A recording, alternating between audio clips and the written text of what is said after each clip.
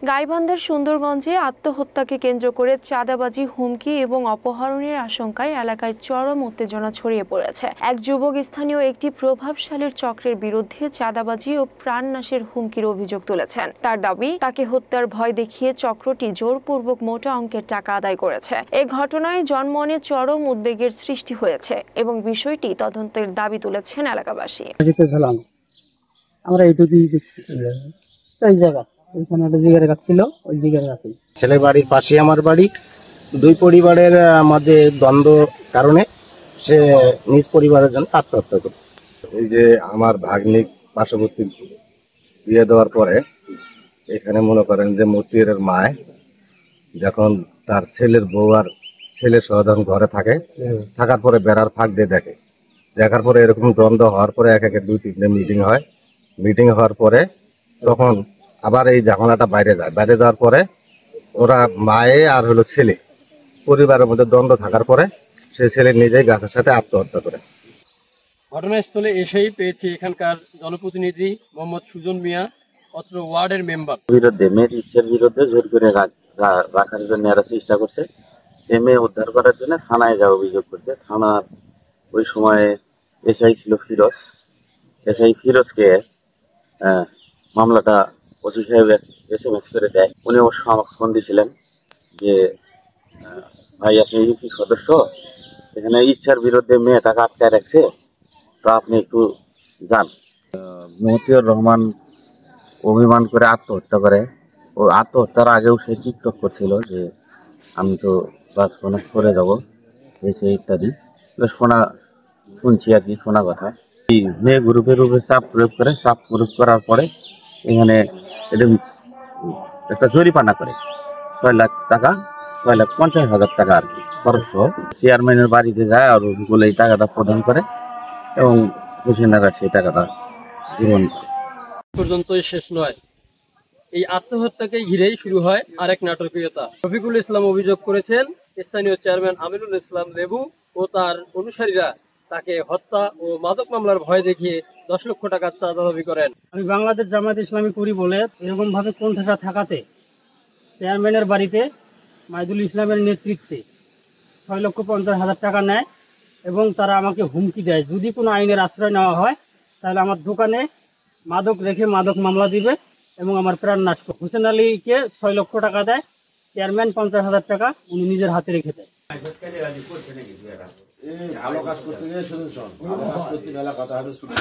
এই আত্মহত্যাকে কেন্দ্র করে স্থানীয় কিছু কুচক্রী লোক এবং সাবেক স্বেচ্ছাসেবক লীগ একরামুল সহ সাবেক মেম্বার মাইদুল ইসলামের নেতৃত্বে আমার কাছ থেকে আরো অনেকেই, যেমন নায়েব আলী, সাহেব আলী, আরো অনেকেই 10 লক্ষ টাকা চাঁদা দাবি করে। আমি 2.5 লক্ষ টাকা প্রথমে আমার দোকানের মালামাল বিক্রি করি এবং গরু ছাগল বিক্রি করে দেই। পরবর্তীতে চেয়ারম্যানের বাড়িতে আরো 6,50,000 টাকা নেয়। আর আমি ভিডিও ধারণ করি গোপনে।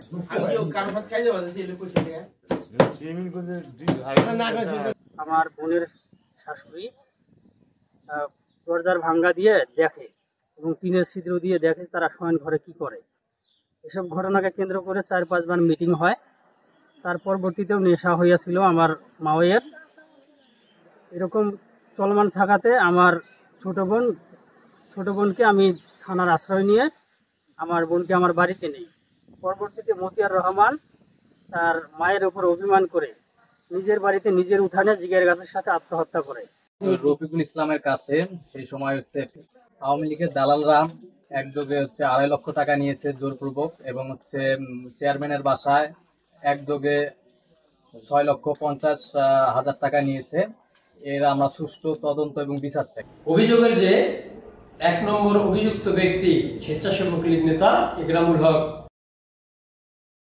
তার সঙ্গে কথা বলতে চাইলে তিনি ক্যামেরার সামনে কথা বলতে রাজি হননি, কিন্তু ক্যামেরার আড়ালে আমাদের কাছে স্বীকারোক্তি দিয়েছে কে কে ছিল। 1 নম্বর আসামি যদি হয় থাকে তো যদি ওরকম পরিবেশ দ্বারা তাহলে হয় লাগবে। এখন যে আপনাদের এই যে 6,50,000 টাকা ওদেরকে নিয়ে দিয়েছেন, সে যদি পরিবারের সাথে যদি অভিমান করে আত্মহত্যা করে তাহলে তার কাছে আবার ফাইন কিসের? এটা এলাকার মেম্বার আছিল, আমরা তো ছোট্ট একটা সাধারণ মানুষ। মাদুল মেম্বার আছিল, সুজন মেম্বার আছিল, তারপর এই পুরো ইউনিয়নটার একটা হাকিম তাই আছিল, তারা বিষয়টা ভালো জানে। আমি নিজেও জানি। চেয়ারম্যান আমি আমাকে অ্যাটেন্ড করাইছে। চেয়ারম্যান কোন চেয়ারম্যান ছিল? আমনুল চেয়ারম্যান।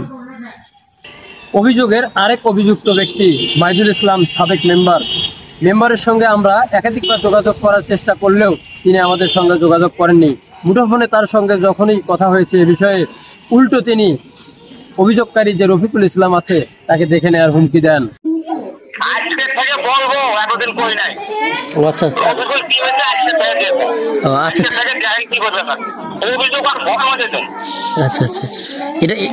সেটা আপনি রফিকুলকে বলেন, সেটা রফিকুল হুমকি, আপনি রফিকুলকে যদি হুমকি দেন সেটা সরাসরি তাকে বলেন। হ্যাঁ,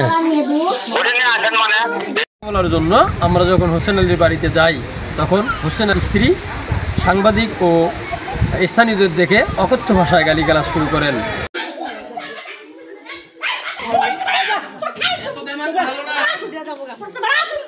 হোসেন আলীকে এ বিষয়ে কথা বলতে গেলে তিনি আমাদেরকে দেখে এড়িয়ে যান। অভিযোগের সূত্র ধরে যোগাযোগ করার চেষ্টা করেছিলাম ইউপি চেয়ারম্যান আমিনুল ইসলামের সঙ্গে, কিন্তু তিনিও ক্যামেরার সঙ্গে কথা বলতে রাজি হননি।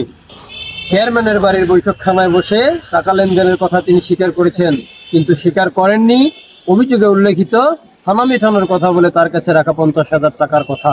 থানা মেটানোর কথা বলে টাকা হাতে রাখছিলেন আপনি? এটা সত্য না। অভিযোগ করা হয়েছে উপজেলা নির্বাহী কর্মকর্তার কাছে। উপজেলা নির্বাহী কর্মকর্তা কি পদক্ষেপ নেবেন সে বিষয়ে কথা হয়েছে তার সঙ্গে।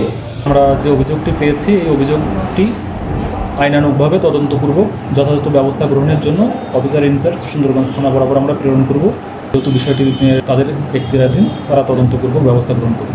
অভিযোগ করার পর থেকে পুরো উপজেলার বিভিন্ন শ্রেণী পেশার মানুষের কাছে বিষয়টি এখন আলোচনা ও সমালোচনা। এখন তদন্তপূর্বক কি ব্যবস্থা গ্রহণ করবে প্রশাসন তাই দেখার অপেক্ষায় এলাকাবাসী। লতিফুর রহমানকে সাথে নিয়ে মিজানুর রহমান, সুন্দরগঞ্জ, গাইবান্ধা।